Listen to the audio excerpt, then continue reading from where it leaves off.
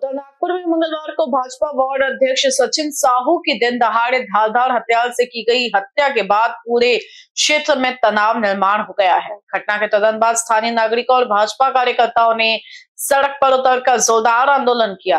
नारेबाजी करते हुए स्पष्ट चेतावनी दी गई कि जब तक आरोपी गिरफ्तार नहीं होते हम वहां से नहीं हटेंगे। घटनास्थल पर पहुंचे भाजपा शहर अध्यक्ष दयाशंकर तिवारी ने स्थिति को शांत करने का प्रयास किया और तुरंत मुख्यमंत्री से फोन पर बातचीत की। तिवारी ने बताया कि मुख्यमंत्री ने पुलिस प्रशासन को सभी आरोपियों को जल्द से जल्द गिरफ्तार करने का और सख्त कार्रवाई करने के निर्देश दिए हैं। भाजपा कार्यकर्ता सचिन साहू की हत्या को लेकर यह आशंका व्यक्त की जा रही है कि उन्होंने लंबे समय से इलाके में सक्रिय गुंड प्रवृत्ति के लोगों के खिलाफ कार्रवाई की मांग की थी। कई शिकायतें उनके पास आती थी और वे लगातार पुलिस प्रशासन से कदम उठाने की मांग कर रहे थे। इसी रंजिश के चलते गुंड तत्वों के लोगों ने उनकी हत्या की होगी, ऐसी शंका जताई जा रही है।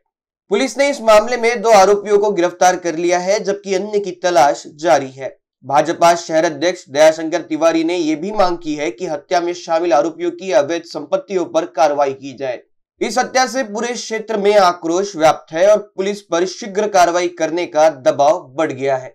भाजपचा आमचा वार्डाचा अध्यक्ष आहे सोनू साहू। मी स्वतः त्याच्या घरी जाऊन गेलो आहे जेव्हा बूथ प्रमुखांची बैठक होती तेव्हा, आणि तो समाजासाठी झटणारा मुलगा होता, कमी वयाचा पण दडपणीने भाजपचं काम करणारा मुलगा होता। काल त्याच्या घरी त्याच्या मुलाचा वाढदिवस होता, तो रिफ्रेशमेंट साठी वस्तू खरेदी करायला बाहेर निघाला आणि त्याच्या निर्घृण हत्या झाली। ही हत्या झाल्यानंतर वस्तीत संताप झाला आणि आज रस्ता रोको केला। जोपर्यंत आरोपींना अटक होत नाही तोपर्यंत आम्ही हटणार नाही असा निर्णय घेतला। हा निर्णय घेतल्यानंतर यांची सर्व मागणी आम्ही माननीय मुख्यमंत्री साहेबांसोबत बोललो, सीपी साहेबांसोबत चर्चा झाली। त्यांची मागणी होती की त्याला अटक झाला पाहिजे, सगळ्यांना अटक झाला पाहिजे। एक अटक झालेली आहे, बाकी प्रोसेस मध्ये आहे, माहिती मिळालेली आहे। 1-2 दिवसात सर्व अटक होते। त्याचे परिवारच्या लोकांना सुद्धा ताब्यात घेण्यात आलेला आहे। या षडयंत्रामध्ये ज्या लोकांनी त्यांना मदत केली त्या सगळ्यांवर मकोका लागू होईल असं डीसीपी साहेबांनी आश्वासन दिला होता।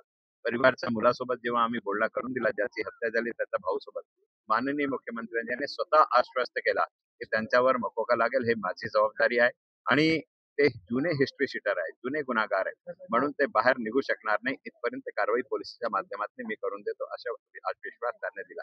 यासोबतच त्यांनी हेही सांगितलं की मकोका लागल्यानंतर त्यांच्या ताब्यात जेवढी गरीब लोकांची गोरगरिबांची प्रॉपर्टी मध्ये त्यांनी कब्जा करून ठेवलेला आहे ते सर्व प्रॉपर्टी सरकार गव्हर्नमेंट अटेच करेल आणि याच्यातले जेवढे अवैध बांधकाम आहे ते सर्व तोडण्यासाठी ताबडतोब महानगरपालिकेची परमिशन घेऊन ती कारवाई सुद्धा पोलिसांच्या माध्यमातून करण्यात येईल, हे विश्वास त्यांनी दिलेला आहे आणि परिवाराला आश्वासन दिलेलं आहे की हे कारवाई लवकरात लवकर करण्याच्या दृष्टीने हे स्वतः लक्ष घालून हे कारवाई करायला लागेल।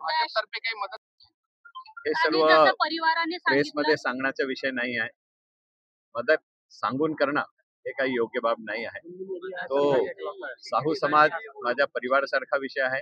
माझे 3 पिढीचे त्या साहू समाजासोबत संबंध आहे, म्हणून ते वैयक्तिक बसून जे करता येईल काय आम्ही माननीय मुख्यमंत्र्यांना केली आहे। मुख्यमंत्र्यांनी सांगितलं आहे की जे दोन्ही पोलीसवाले आहे पीएसआई पाटील आणि इकडचा थानेदार दोघांवर ते कारवाई करतील। इन बीसीएन न्यूज के लिए वीडियो जर्नलिस्ट अखिलेश के साथ अभिषेक पानसे की रिपोर्ट।